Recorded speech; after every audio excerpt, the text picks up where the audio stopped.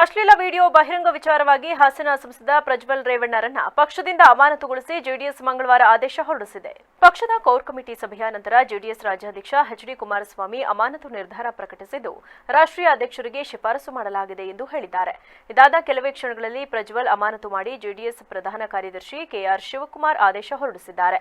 ಹಾಸನ ಲೋಕಸಭಾ ಕ್ಷೇತ್ರದ ಸದಸ್ಯ ಪ್ರಜ್ವಲ್ ರೇವಣ್ಣನವರು ಮಹಿಳೆಯರ ಮೇಲೆ ದೌರ್ಜನ್ಯ ಎಸಗಿದ್ದಾರೆ ಎನ್ನಲಾದ ವಿಡಿಯೋಗಳು ಸಾಮಾಜಿಕ ಜಾಲತಾಣ ಮತ್ತು ಮಾಧ್ಯಮಗಳಲ್ಲಿ ವ್ಯಾಪಕವಾಗಿ ಹರಿದಾಡುತ್ತಿದ್ದು, ಪಕ್ಷದ ಘನತೆ ಮತ್ತು ಗೌರವಗಳಿಗೆ ಹಾಗೂ ಮುಖಂಡತ್ವಕ್ಕೆ ಸಾಕಷ್ಟು ಧಕ್ಕೆ ಉಂಟಾಗಿರುತ್ತದೆ.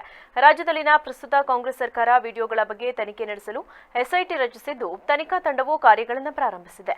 ಈ ಜೆಡಿಎಸ್ ಪಕ್ಷದ ಸಂವಿಧಾನ ಮತ್ತು ನಿಯಮಾವಳಿಗಳ ಅಡಿಯಲ್ಲಿ ಹಾಸನ ಲೋಕಸಭಾ ಕ್ಷೇತ್ರದ ಸದಸ್ಯರಾದ ಪ್ರಜ್ವಲ್ ರೇವಣ್ಣರವರನ್ನ ತಕ್ಷಣದಿಂದ ಜಾರಿಗೆ ಬರುವಂತೆ ಪಕ್ಷದಿಂದ ಅಮಾನತುಗೊಳಿಸಲಾಗಿದೆ.